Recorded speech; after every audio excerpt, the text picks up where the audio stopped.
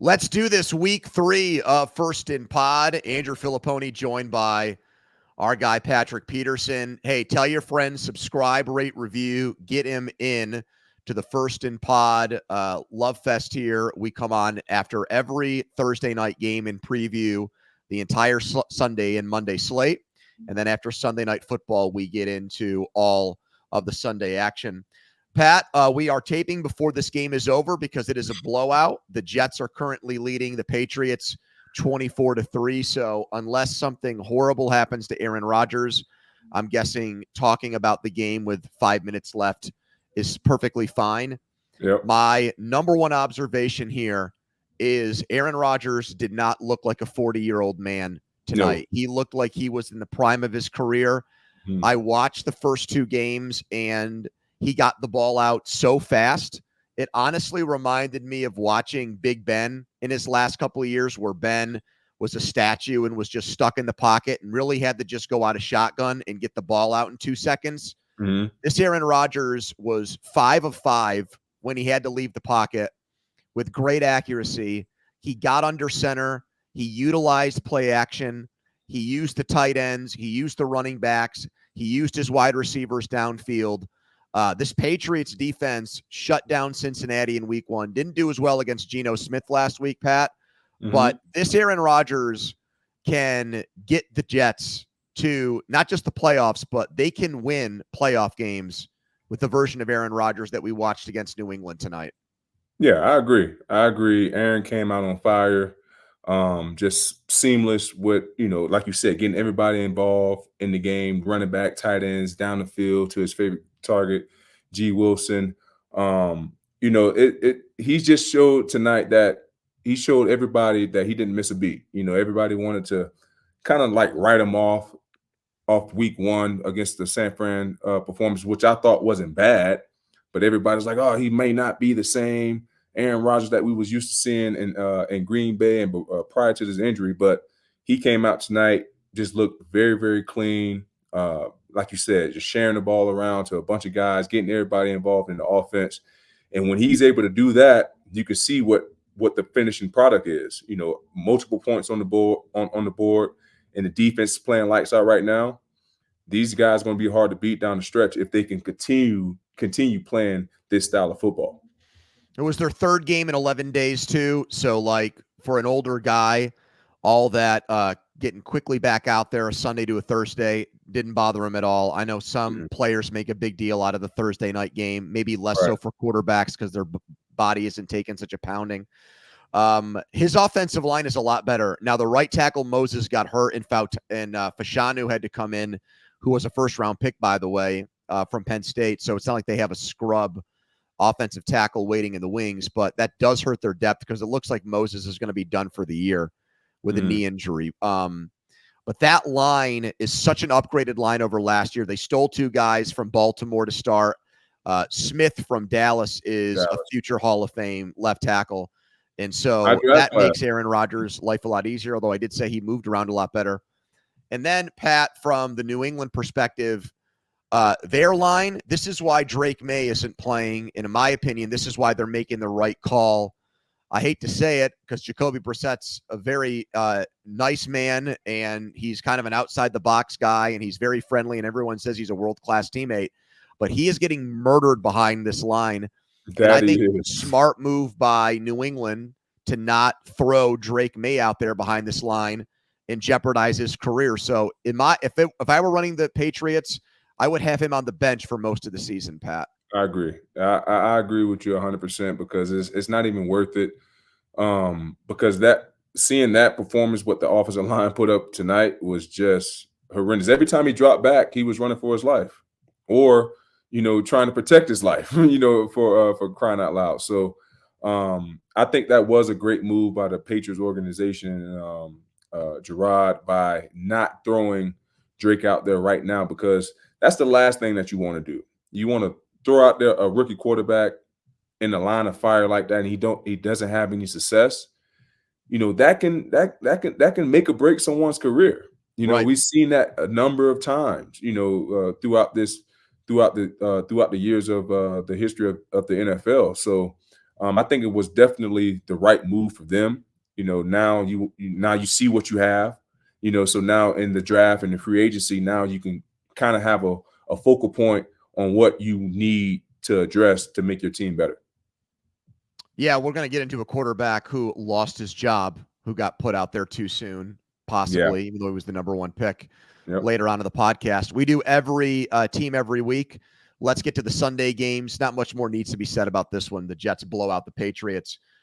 Couple 2-0 teams in Pittsburgh where I am on Sunday, Pat. It's the Chargers and the Steelers. And this is a microcosm of what we're seeing in the NFL right now. You've got the number 1 and number 2 defense. You've got two teams that have run the ball more than anybody but Green Bay. So the Packers are right up there with the Steelers and Chargers. Why is old school football winning so far this year? Why is the old school football of defense and run the ball working in 2024, Pat? Because at the end of the day, Pony, it starts at the line of scrimmage. If you can impose your will at the line of scrimmage, what that does to a football team that's to be taking that punishment, it just takes so much energy out of them. It takes the fight out of them. When you're able to just pound the ball at will down a defensive throat, like, God damn, man, there's nothing we can do. And then what that does for the offense, it just opens up the whole offensive playbook. Now we can play action. Now we can screen, because now we have them so focused on stopping the run. Pittsburgh, like you said, Pittsburgh and the Chargers, this is going to be a slug fest. This is going to be a backyard brawl with two old coaches that love dinosaur football, as Coach Tomlin used to say. He's a dinosaur coach, which is he's one of those guys that do everything by the book that they was doing back in the 70s. Like we're gonna have tackle practice. We're gonna practice in the rain. Like we ain't going inside. Like he's one of those type of coaches, and I'm sure Coach Harbaugh is the same way because he built that culture up over there in San Francisco when he was there. I'm sure he did the same thing in Stanford and the other stops that he had, but he's doing the same thing right now with San Francisco in LA with the Chargers. Building that defense up, having a strong running game, and having a quarterback, which happened to be Justin Herbert, that has a strong arm that still can do a lot of things that you will want your quarterback can do. So he has no limitations, but we're going to lean on the running game. So this is going to be a slugfest. I can't wait to see it. This is going to be another low-scoring game for sure, but this is going to be for sure an old-school football game that a lot of fans may not enjoy, because this is going to be a defensive battle and a low-scoring game for sure. Your point there about how the game is won at the line of scrimmage. I've heard football coaches say that since I was old enough to pay attention to those things. Mm-hmm. And so I don't think that part has changed, but the effectiveness of it compared to the last few years, I think so far has been much greater because, for example, Pat, I don't know if you saw this, Mel Kiper Jr. went on ESPN today and said that they should outlaw playing two high safeties. Well, in his whole argument was playing safeties deep like that has turned teams into either checking the ball down and playing conservative passing offense, horizontal offense, or it's making teams run the ball too much. I mean, like, I know you disagree with, right? I mean, you think it's a stupid thing to say. That was bizarre by him even coming out with that statement. That doesn't make any sense, because at the end of the day, like, we're already handcuffed as defensive players. We can't do so much as it is right now. And now you want to dictate on how many safeties we can have deep and how far we can have them deep? Like, that doesn't make any sense at all. Like, come on, Mel, just continue. But do you buy that as the reason for why the running game is so effective right now and why it's harder for teams to throw the ball? It may be because, like, when I was in the league, like my early stages in the league, it was like big time fire zones. Like, it was a lot of fire zone match, carry, and deliver. A lot of pressures. Like, it was a lot of blitzing. So it was a lot of one-on-one coverages. Now, when you start to look at the game, because back then when I first got into the league, it was all about pounding the ball, play action. It wasn't really spread open offense. It was more enclosed. We're going to play bully ball. So as the game started to evolve with with the speed that started coming in, because if you look at it as well, the receiver statues started to change like throughout the draft, right? You go back to 2000, between 2010 and probably 2006. Everybody who was receivers that was getting drafted, you had to be it was a requirement to be at least 6'3", 6'3", 200 pounds, because you wanted to have the advantage, the size advantage over the defensive back, because back then the defensive back size size was about anywhere between 5'8" to 6 foot. So then as the league started going on, they start, all right, now you're getting bigger receivers. Now we want to start matching these the defenders with these receivers.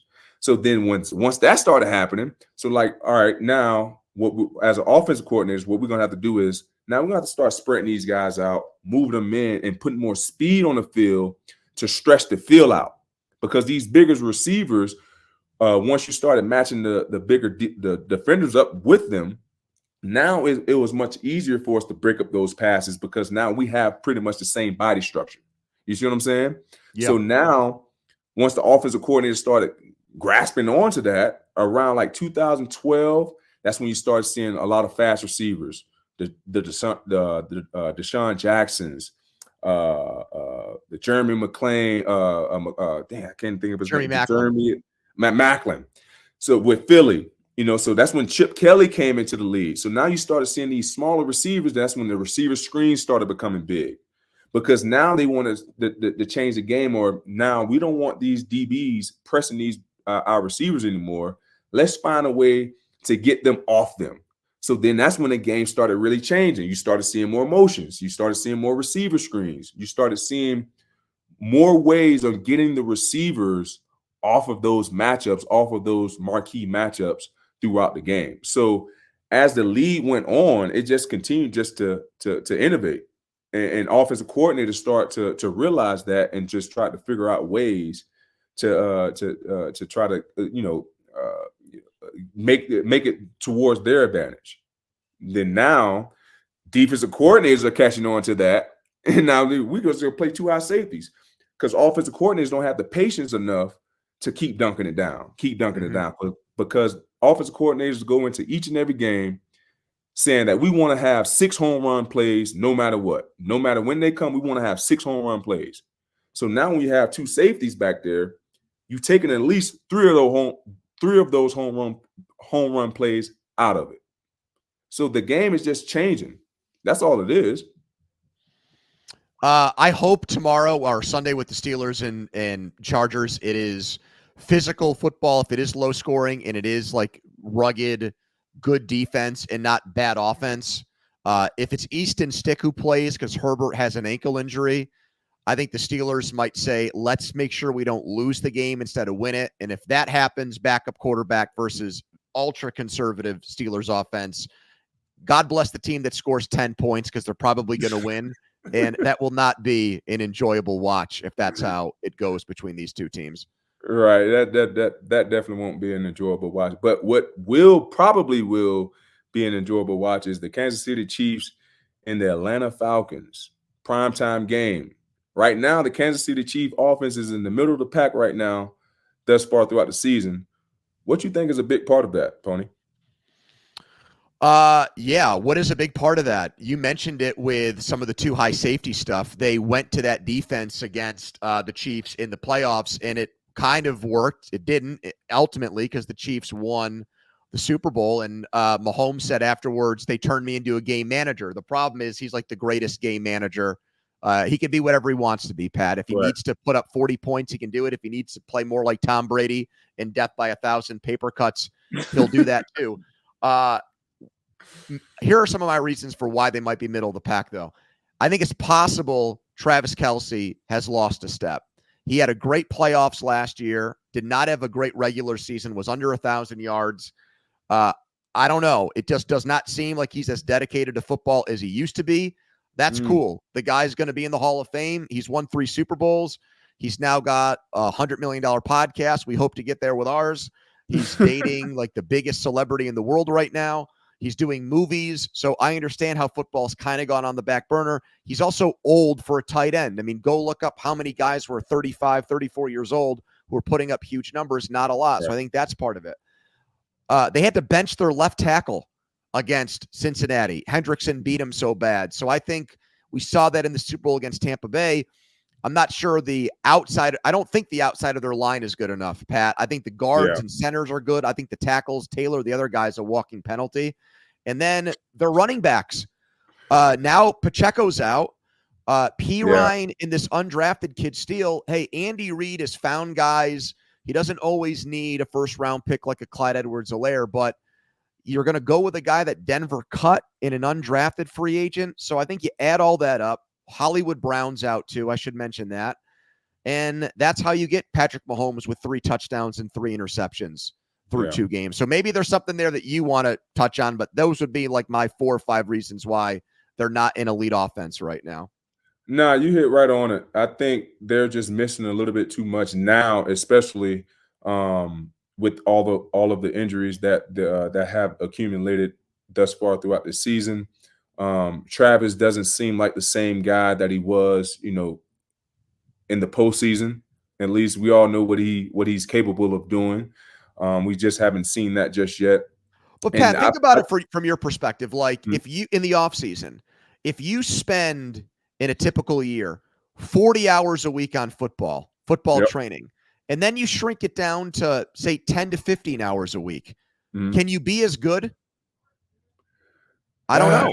I don't know. And it also just depends on what position, in my opinion, and because now he's at, like you said, the height of the height of his career right now, year 12, if I'm not mistaken, maybe 13, year 12, year 13. Like right now, the body just don't recoup. It doesn't recover the same way as it did when you was 27, 26 years old. So there is some things that you may have to dummy down far as in training, because at this stage, I feel like you know how to get your body prepared for a football game. It's all mental now at this stage of his career, because everyone's going to lose a step at some point in their career. We're all going to get 30, 31, 35. At some point, if you're lucky enough, to play that long. You're also not going to still have the same skill sets that you had when you first came into the game. So now all of the knowledge, all of the time that you put in over the years, now that's just all in the memory bank, in your memory log now. So now you're relying on your mental aspect of the game versus your physical. So I mean, he's a vet. I feel like he's going to get it going eventually throughout the season, but I think there's just so many pieces that need to start to align to help that offense to get going, because Patrick Mahomes, he's another guy. He can be a game manager. He can be a scoreboard rocketer. He can do whatever that you need him to be. But for the first 3 weeks out of this season, he's been running for his life. I also think Kelsey might be pacing himself. He knows the real season starts in January, and he doesn't need to be a guy he doesn't need to be a guy that puts up stats now. They'll find a way to get themselves to the playoffs. There's 2 Monday night games: Jaguars, Bills, Commanders, Bengals. Since they went to the 17-game schedule in 2021, Pat, only 2 teams have gone from 0-2 to the playoffs. The Bengals 2 years ago, the Texans last year. 2 of these teams playing Monday night have the best odds to make the playoffs at 0-2. Cincinnati and Jacksonville. If you had to bet on one to make it, who would it be? And you know what? Why I'm laughing, Pony? Because last week we talked about, am I giving up on the Bengals? Far as is it not their year? Is this going to be the year that they start off slow and get it going? I said, nah, I think this is the year that they start off slow and they're going to keep it there. But if I had to bet on 2 teams out of the Jacksonville Jaguars and the Cincinnati Bengals, I'm putting my money on the Cincinnati Bengals, because I have more trust in Joe Burrow than Trevor Lawrence. Just simple as that. Right. I mean, they've started I think in the last 5 years, their record's 1-9 in the first 2 games. They Mhm. started 0-2, I think, the year before Burrow got there. It's like an old hat for Cincinnati. Right. So I'm going to say them too. I don't want to be redundant and just parrot all the things you said, but I am going to throw out a bold prediction here on the podcast. I think Jacksonville is going to go to Buffalo and win on Monday. Oh. Yes, I think it's going to happen. The Bills got away with a very sloppy game against Arizona and came back and won. And Jacksonville did the opposite. They got ahead on Miami big and then lost in week 1. Lawrence's numbers are terrible. His completion percentage is near 50. I think he's only thrown 1 touchdown pass. He's got to wake up. And I think this primetime game might actually bring that out of him. So just put that in your back pocket there, Pat. I think what he Jacksonville. said? We suck versus I. Yes. And he's going to say after this game, I was great. We upset Buffalo. Okay, we going to see.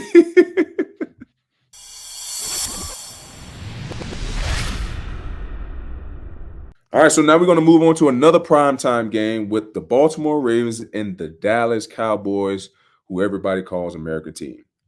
Parson came out and said, this is a gotta prove it game. Which team got to prove it more, Pony? Oh, man. You know what? Here's why it's got to be the Cowboys. And they're at home, first of all, and they just got spanked. Okay. Yes. Baltimore choked against the Raiders, which is bad, but at least with them. So if we have a ladder and the Chiefs are at the absolute top here, all right, the Ravens are like 2 steps below them. But then I see like the heavier face of Mike McCarthy looking up at like the cleat of Lamar Jackson. They are still below them. When you haven't gone to a championship game since 96, yes, Lamar Jackson has not gotten over the hump. I actually think this is the overrated bowl. I think both teams are overrated. The overrated bowl. Yes. The Cowboys get talked about all the time. They don't win in the playoffs, and Lamar Jackson doesn't beat the Steelers, doesn't win in the playoffs, and now apparently can't beat Gardner Minshew. But I would say the Cowboys always have more to prove, Pat, until they win games in January. So beat Baltimore. They're a January fixture, and show us that last week against New Orleans was a fluke. Yeah, and for me, it's got to be the Cowboys, even though I think most fans have higher expectations on the Ravens, and it's Super Bowl or bust for them, and going 0-3 is a death sentence. But I'm going to default here and say the Cowboys. Yeah, it got to be the Cowboys. And I'm with you, Pony, 100%. And here's why. Because they, like you said, they got spanked in the mouth last week by the New Orleans Saints. Baltimore was just in the AFC Championship last year. God knows when. Hell, I was 7 years old the last time the Cowboys was in the NFC Championship. So it's been a while.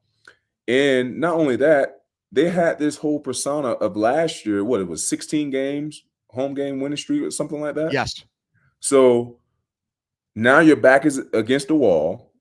Everybody wanted to see if you can compete against a playoff opponent, which is going to be another a great opponent that you're going to be facing in the Baltimore Ravens, a quality opponent, playoff opponent. Now let's see how you pair up against these guys.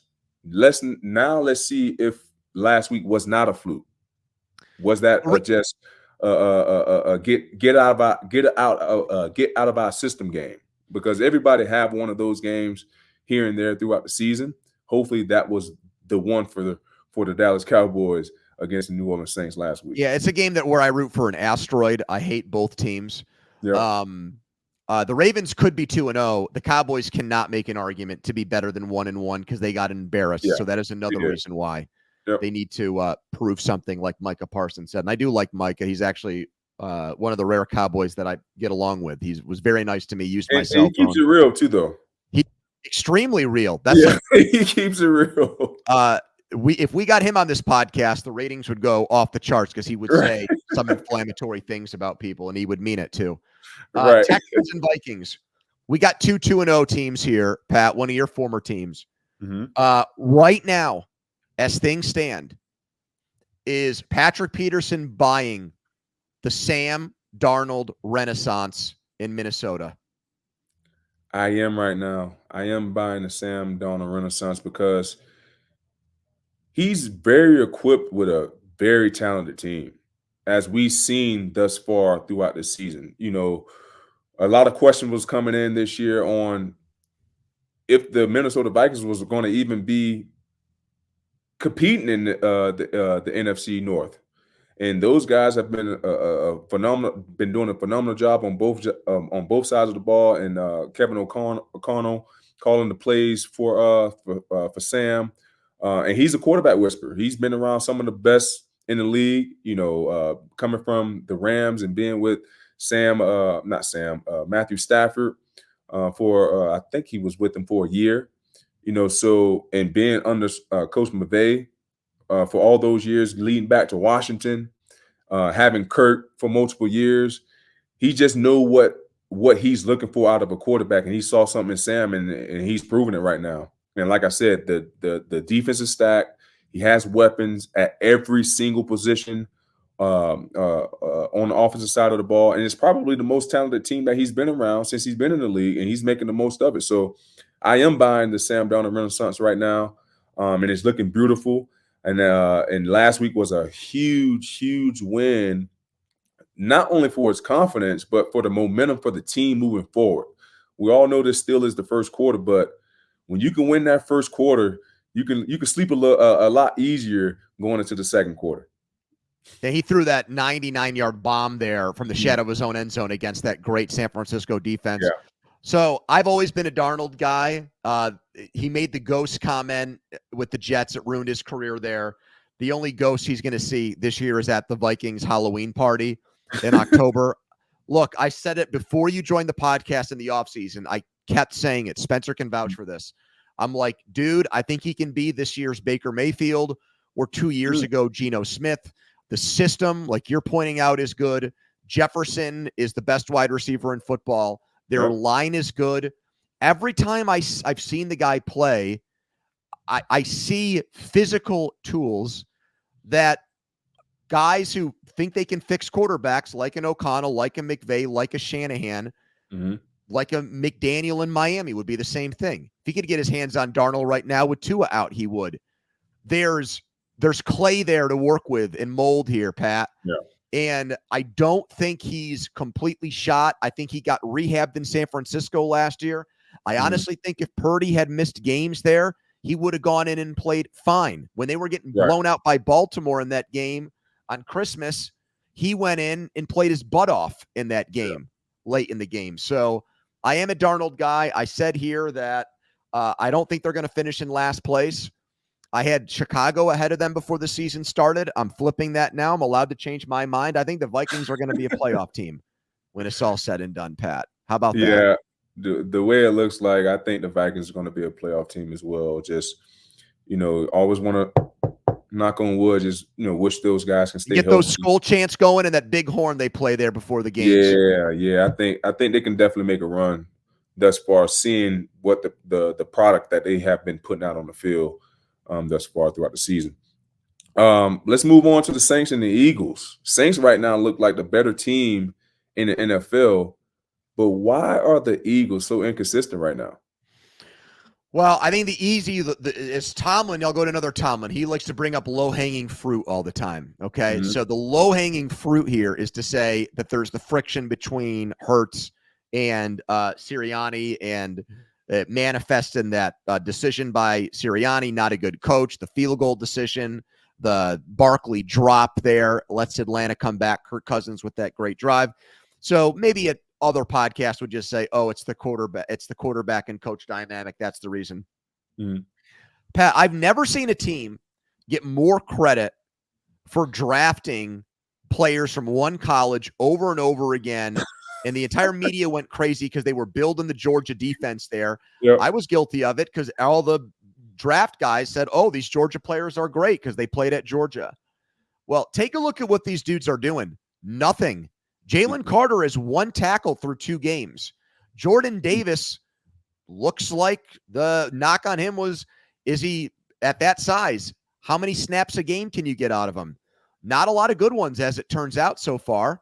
Nakobe Dean, Nolan Smith, 4 combined tackles. through 2 games. You keep using first-round picks on guys that put up national championships, have confetti rain down on them. You expect the same results here. I'm not seeing great defensive play from those guys. Now, hey, maybe part of it, to be fair, new defensive coach, Fangio's a stud. Maybe once we get to Thanksgiving, Pat, I'll say I was wrong in week 3. Those dudes are playing for this coach. That could definitely be the case. But you're asking me right now why they're so inconsistent? You draft these guys early, they're not rookies anymore. Right. You need results in year 2 and year 3, and they're not getting them from these high draft picks, Pat. Yeah, I think on the defensive side, where the inconsistency can come into is, like you said, the new defensive coordinator in Coach Vic. And he is, like you said, a stud, one of the best defense coordinators that the NFL has, ever had in this league. But like we talked about early on in the first quarter, there's some kinks that the defense and the team is going to have to figure out. You see what they can and cannot do moving forward. That's what the first quarter of the season is always for. You don't never want to start too far behind the 8 ball, but the first quarter of the season is trying to get those kinks out, because if you think about it, most of the starters have been played in the preseason. Maybe 27 plays tops. Yeah. So there is still this filling process that these guys are going through right now. And hopefully after week 4 that they can catch their groove and get this thing going, because on the back end, for sure, defensively that I'm speaking of, it just looked like they're leaking in a lot of spots. They can't stop the run. They can't stop anybody in the red zone right now. Can't stop the pass. So that's always a recipe for disaster. So Coach Vic, he got his work cut out for him on doing some real soul searching and seeing what this defense is really good at and what we cannot do, because most defensive coordinators, they want to bring their scheme in there now. Yep. They want to bring in what they do because they felt that it worked. But you also got to understand you have a different team now. You know what I mean? So you have a different group of guys. So now you have to figure out what this group of guys do well and try to mold your defense around that.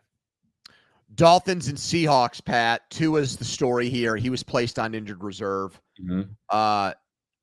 Should Tua seriously consider retirement? Man, should it be on his mound right now?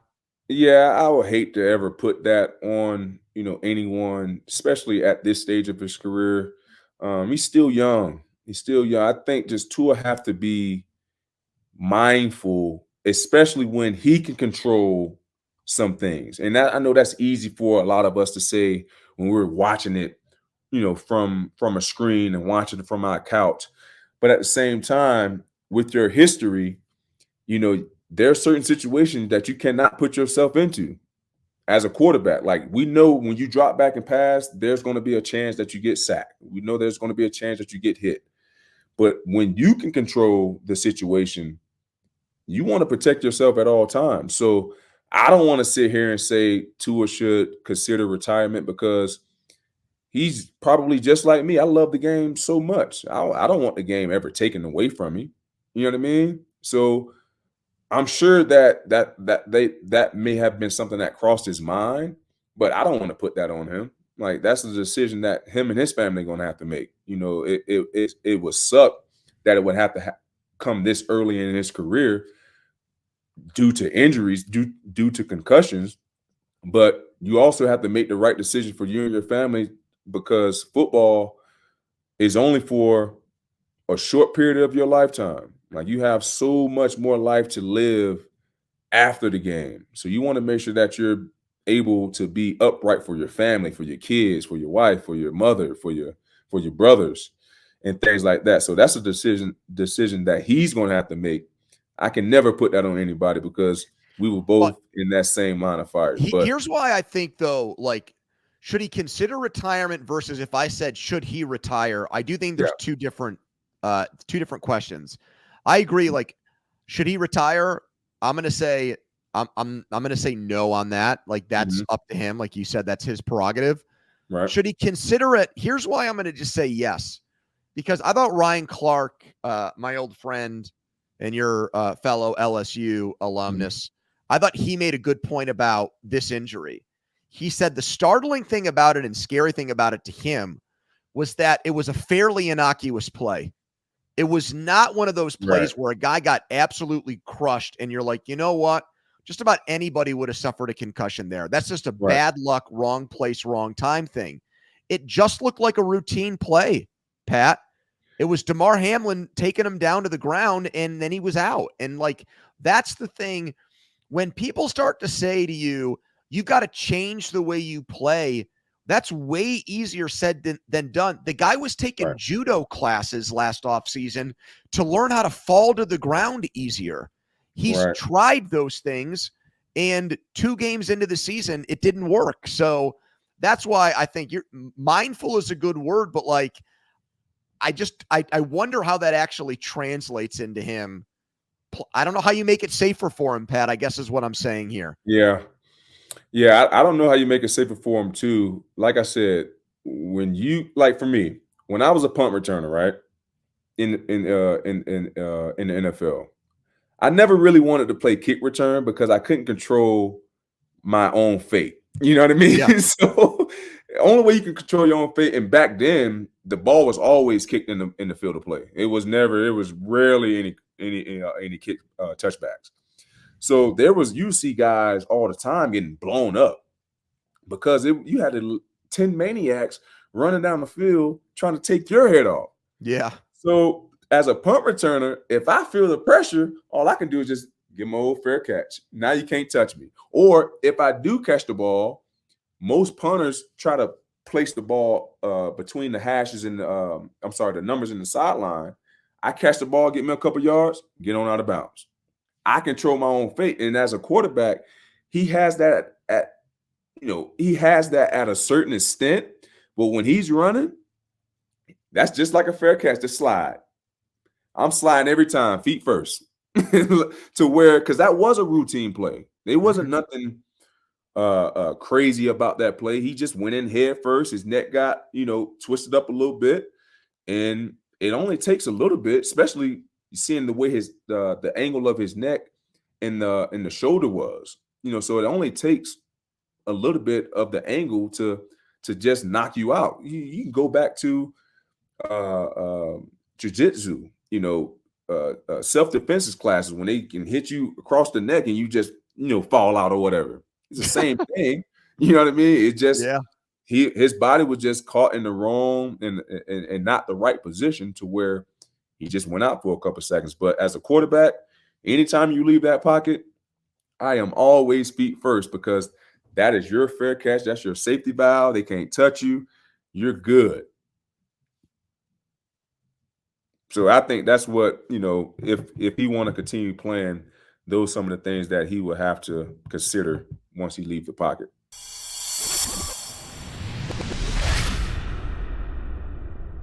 Giants, Browns, random one. Okay. Do you think Eli Manning is a Hall of Famer? Oh, man. Yes. I'm going to go yes here. And why? Please tell me why. I'm going to tell you why right now. Look at the Giants now. I think the best argument for him is in part going to be what makes a great quarterback look even better is when you see what life is like when that guy is gone. So, for example, before Josh Allen got to Buffalo, the Bills between Jim Kelly, Josh Allen, the Dolphins between Dan Marino and I guess Tua, the Steelers between Terry Bradshaw, Ben Roethlisberger. He was the MVP of 2 Super Bowls. He beat an undefeated team. He should not just make the Hall of Fame based on 2 games and 2 playoff runs. I do think he needs to do more than that. The guy was, other than Brett Favre, the most durable quarterback really in NFL history. He was not like his brother where he had the neck injury and was missing games. I totally get that the only stats he ever led the league in were interceptions, and that does not look good for a guy who wasn't playing back in the 1950s. Right. He was playing in the 2000s. But my opinion, he was a franchise quarterback because he gave his team a very good chance just about every year.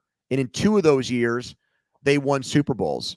So I'm not going to ding him because he was not in, say, an offense like Drew Brees, where he was allowed to throw the ball 40 times a game and lead the league in passing yards 7 times. I mean, I think Brees was a better quarterback, but my point is, I think Manning, if we're going to put Kurt Warner in the Hall of Fame, Pat, Kurt Warner had like 4 great years. I mean, great years, amazing years, but then like did nothing else. Eli Manning didn't have 4 great years, but he probably had like 8 or 9 good years. So, yes, I'm going to say he's a Hall of Famer. You disagree, and you're trying to find a polite way to say it. I can tell from the expression on your face right now, dude. I can tell that's what's the gears in your head are turning because you're trying to figure out a way to say that. I think he will be in the Hall of I don't think he will be in the Hall of Fame. There's no doubt about it. But I don't think he is a Hall of Famer because Eli never was a top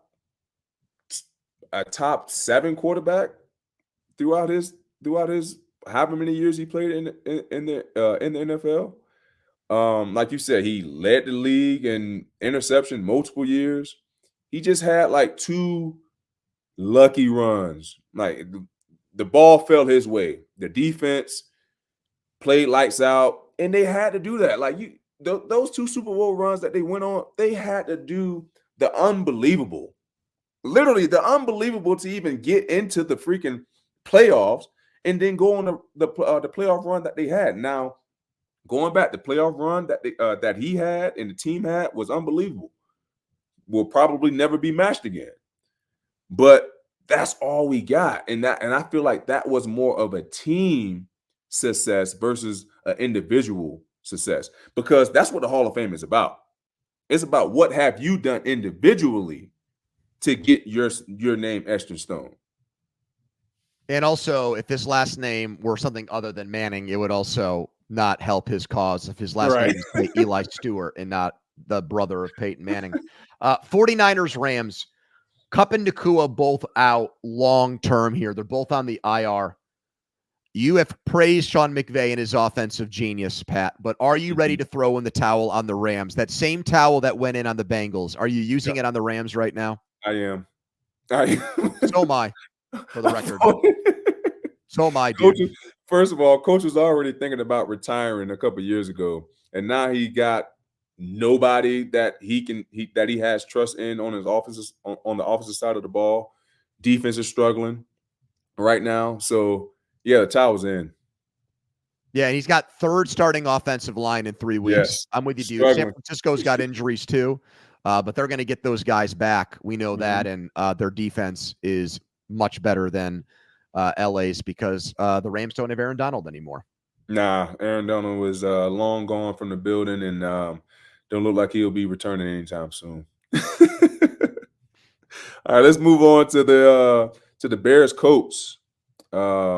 DJ Moore had to apologize for showing frustration after the Texas loss on national TV. How do you feel about the apology from DJ Moore? Well, I think that there are Bears players who are still upset that they dumped Justin Fields. And I think DJ Moore is one of those guys because he said as much before they drafted Williams, before that move happened. He said, Justin Fields is my quarterback. He's my guy. I want him to stay here. And then they got rid of him. So he can now try to mask it and paint it and try to make it out to be something else. We saw him, and the replays have been gone viral in Chicago. The guy had horrible body language in that game against Houston. He's fed up that he's not getting the ball. He thinks whether it's the quarterback because he's a rookie not saying things, the offensive line, I don't know exactly what, but man, you develop a rapport with a guy if you're Moore. You put up really good numbers with him, and then they tell you, hey, well, actually, he's not good enough. Let's go start from scratch. Let's start. It's not a veteran coming in. It's not someone that's gone to the Super Bowl. It's not a guy that's been an all-pro. It's a dude that put up stats in college. If you're a veteran player, I don't understand how you could be cool with that. Right. Him throwing touchdowns against San Jose State isn't going to impress DJ Moore. He wants the dude that threw him 10 touchdown passes last year and he thinks with another year on the offense, they'll get better together. So I think he's probably one of a few guys, Pat, who are not completely sold on the idea that they made the right. It was completely unprecedented, in my opinion, that they took a guy they had just drafted who was not a complete bust. No offense to like Josh Rosen, who you know. It was not that kind of situation with Fields. He got MVP votes 2 years ago. In their last home game, their fans were chanting his name. So I think my personal opinion, I think it's still a divided locker room on their quarterback situation. Yeah, and it can be because, like you said, DJ came there to play with Justin Fields. And I've been a part of teams to where when you have general managers coming in and they feel like they can have their guy that they can build a team around. And sometimes that's just the way how the cookie crumbles sometimes, man. When a new general manager come in there, he didn't draft you, he don't have trust in you, if he have trust in somebody else that feel that they can turn this organization around, they're going to do it because you're not their guy.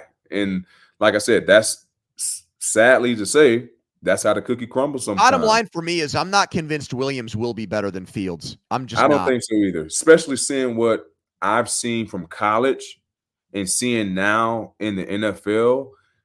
He don't have no protection whatsoever at the offensive line. And I just thought he played too reckless in college, and it's carrying over into the league. And I think that's going to be something that really, really holds him back because you have to understand as a quarterback, everybody's livelihood is in your hands and on your shoulders. You can like it or not, but everybody's livelihood is lying on your shoulders and also in your hands. So you got to be the one that's going to get the team over the hump because you're touching the ball 9 times out of 100 times, 100% of the time. So the decisions that you make can make or break this football team. Yep. You know what I mean? So you got to be a better decision maker, which I thought he wasn't in college. Like I said, he just played a little bit too reckless, and he's going to have to change his style of play if he want to be successful in this league. Yeah, this wasn't the Jets going from Zach Wilson to Aaron Rodgers. I can tell you that much. Packers and Titans. This is the Malik Willis Bowl, or so we thought, because now it looks like Jordan Love could play in this game with a speedy recovery. So we thought he was going to miss multiple games here. Okay, super recovery, yeah. If he comes back and he only misses the one game that they won, what is the ceiling on Green Bay this year for you, Pat? If Jordan Love comes back healthy, at least 80%, I feel like the Green Bay Packers can be a playoff team because they prove that they can run the football. They prove that they can play quality defense. Now they just have to put more points on the board. And we all know that the playbook is very limited, to Malik right now. And when you get your guy back into the lineup, now it's like almost like now we at Disneyland right now. You're a 5-year-old at Disneyland. You're seeing all these rides, and your eyes is just lighting up. Like I want to do this. I want to do that. Let's do this. So that's how Coach Matt is right now. If Jordan is able to get back into the lineup against the Tennessee Titans. I think my answer might surprise you here. I think their ceiling is best offense in the entire league. And I came into this season as a Jordan Love skeptic. But if they run the ball like they have through the first 2 games, where they're averaging over 200 rushing yards, that offensive line is better. And now Jacobs looks like he was the dude 2 years ago who led the Raiders in rushing. Yep. You're pairing that with a quarterback who threw more touchdown passes in the second half of last season than anybody. And all their wide receivers are now in their second year, and they're not green rookies anymore. And you have an awesome play caller. Dude, they should score 30 points a game. And if they're not, something's wrong there. So, it should be an extremely high ceiling. Michael Jordan said the ceiling is the roof. I have no idea what that meant. Right. Better than that here for Green Bay. Okay, Panthers and Raiders. What is your reaction? I have it. Okay. All right, Panthers and Raiders. What's your reaction on the Bryce Young benching? All right, cool. Panthers, Raiders. All right, cool. Ready? Panthers Raiders. What is your reaction on the Bryce Young benching after the coach said he's our starter? I know. I think it's proof that the Panthers have the worst owner in the entire sport. And it doesn't make sense. David Tepper used to be a Steelers minority owner. I know people that said very nice things about him and thought he was a bright, brilliant businessman. This is proof that what you do in business doesn't translate to pro sports at all. You can run a hedge fund, but you can't run a football team because you don't always get what you want. And sometimes what you think you want isn't what's right. And the you hire people to work for you because in theory, you're supposed to believe in them and trust them to do your job, to do their job. So you trade up for the first overall pick. Frank Reich wanted CJ Stroud. You drafted him. You brought him in because of the work he did with Andrew Luck. He was a former quarterback himself. He did great things with Carson Wentz, of all people, in Philadelphia. All right, you think he's a quarterback whisperer. Well, if that guy who you're paying millions of dollars to be your quarterback guru, if he likes CJ Stroud, take CJ Stroud. Right. David Tepper started watching tape on this and interviewing guys and said, well, actually, I like Young more. And so the owner, I don't see how it changes. The owner meddling there, I don't know who's going to tell him hands off. Maybe eventually a light bulb will go on when things don't work, but I think these guys want to win on their terms. Jerry Jones wants to win doing it his way. Yeah. And I think it's the same thing of this owner. And unfortunately, Pat, I think Bryce Young is caught up in the wash. I honestly don't know if he's a good quarterback or not. I'm not going to put him. Yeah. I saw somebody put him in the Jamarcus Russell basket. I don't think that's fair, man. I don't. Yeah, I don't think that's fair either because I don't think he was just given a fair shot. Because it's so tough. We saw what he was able to do in college, right? And far as accuracy, far as throwing the ball, we have yet to see a lick of that on the pro level. Like, it just looked like everything just completely just diminished as far as his skill set. But then again, it goes back to what we talked about when you get in these new coaches and you being around new players. You have to find out what they do well. Find out what they don't like. Find out what they can do very well. Find out what some guys don't like rolling out. Some guys don't like being in the shotgun. So therefore, you have to alter your game plan or something that you like to do around what your guy who's taking the snaps, what's best suited for him. And I don't know what Bryce Young can do well just yet because, like I said, from what we've seen over the last year and a half, it's been a scary sight. They got rid of all their good offensive players like Moore in the trade for Young, and they traded McCaffrey before he even got there. They had one of the worst offensive lines in the NFL last year, Pat. Their number one wide receiver, no offense to this guy, was Adam Thielen last year. Yep. Very good career, but also close to my age. All right? Like, that can't be your number one wide receiver. So what I don't get is you have Bryce Young, who, again, if he's soaking wet, might weigh 180 pounds.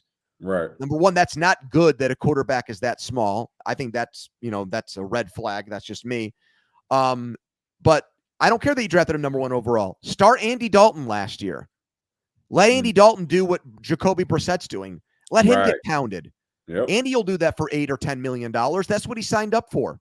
Right. Okay. And then let Bryce, let him, he should have taken the job. I don't say send him for 17 games.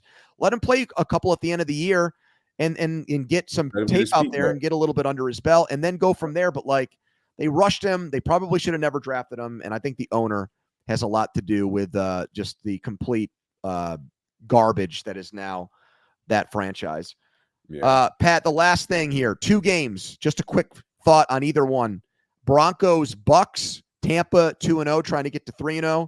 And then Lions and Cardinals play on Sunday. Thought on either one of those games? I like the Lions and Cardinals game might be the game to watch.